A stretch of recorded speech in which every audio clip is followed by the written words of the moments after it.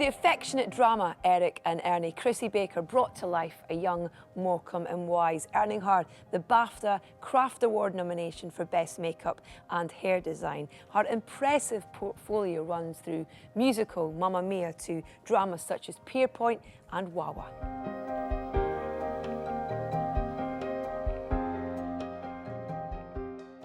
I started off training at the BBC. Yeah.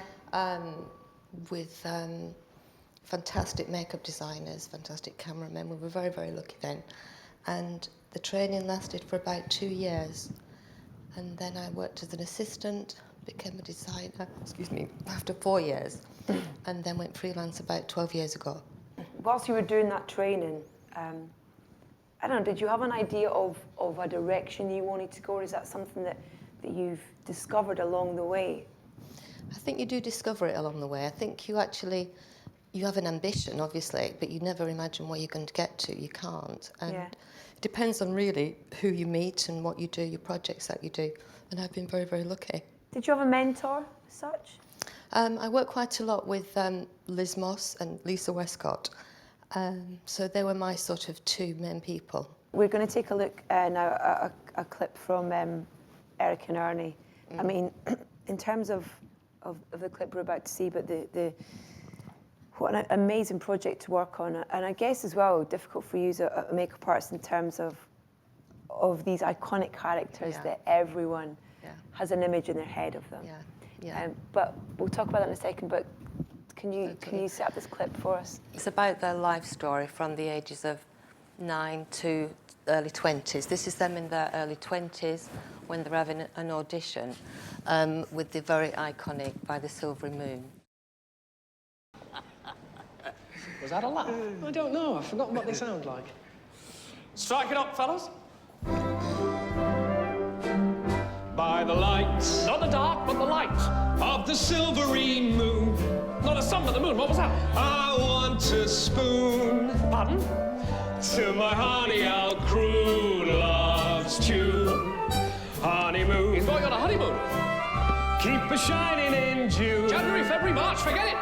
Your silvery beams will bring love's dreams. We'll be cuddling soon. Oh, me you want? By the silvery moon. By the light, not the dark, but the light of the silvery moon. Not the sun, but the moon. I want to spoon. He's going to spoon somebody. To my honey, I'll croon love's tune. Honeymoon. What are you doing? Having a little dance. This is my solo. What was that? We'll be cuddling soon by the silvery moon. What's this bit? The belly bit. Oh, right.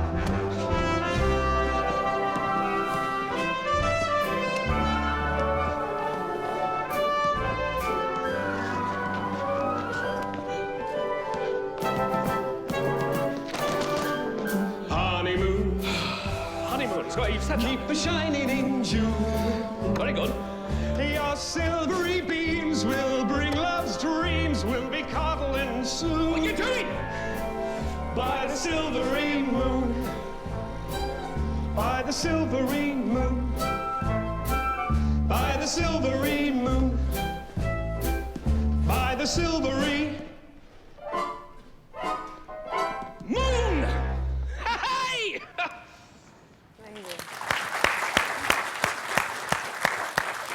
This looked like so much fun to work on. Was the challenge for you the fact they were real people and everyone would have this, image of what Eric and Ernie looked like? Well, everybody's got that image, haven't they, as you said? So yeah, that is the challenge, because you read your script and then you're sort of anxious to meet your actor. I was really, really lucky actually, because we started off with the young boys, and I said if I could possibly go to a casting with you, and they let me go. So I could see immediately 10 little boys and thinking, my God, he'll never go to him and he'll never go to him, because I knew the two leads then. And so I was looking for things like, as a makeup artist, looking for, say, hairlines, shapes of hairlines, and eyebrows, colouring, things like that. So that was a great asset to me that I could do that. And then I think the challenge was is that everything is there before you. So you look at your research really carefully. You see their expressions. You know the actor's got so much work to do himself. So your job is to absolutely get them as far as you can take them.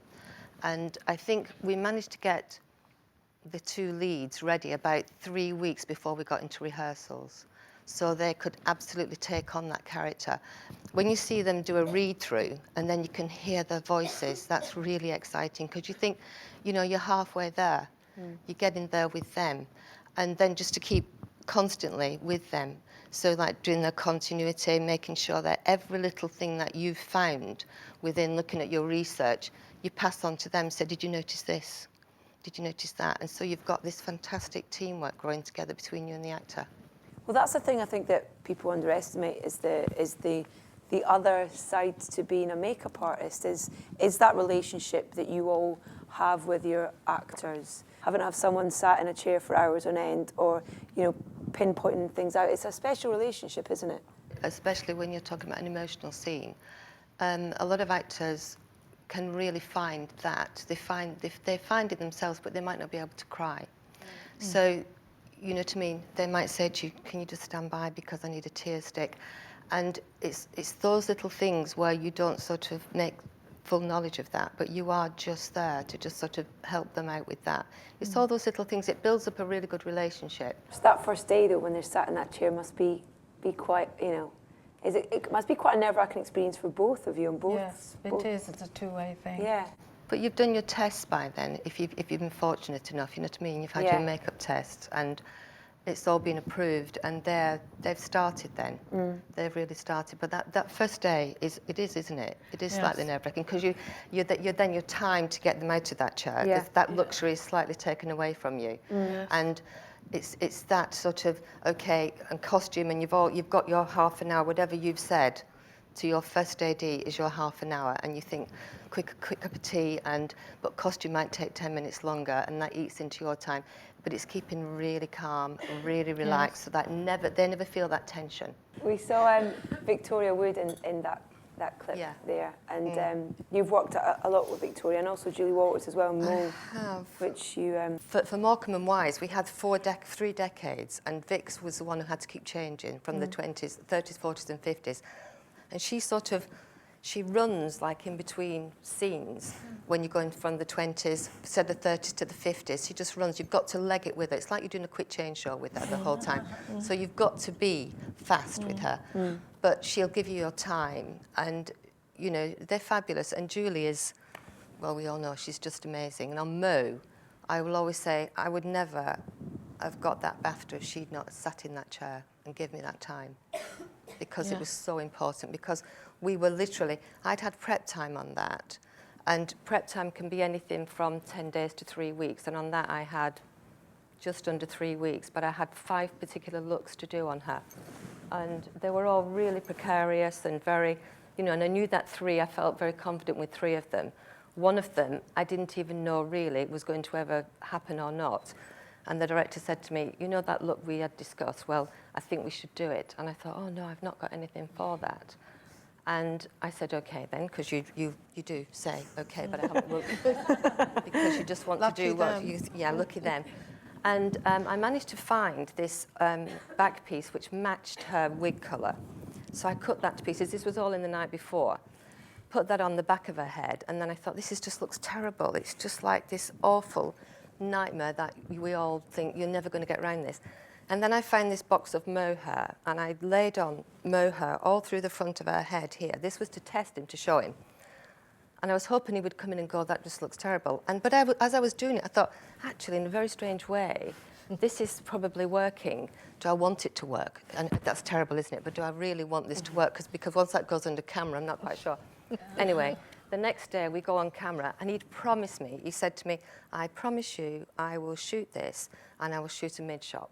I say, OK. Now we're on high definition, and, and I walk onto the set, and I look at the shot, and I think, oh, my God.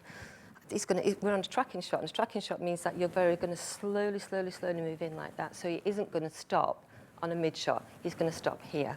So, and the first time ever, I was so terrified of high definition at that junction, because I was with mohair, and it worked beautifully.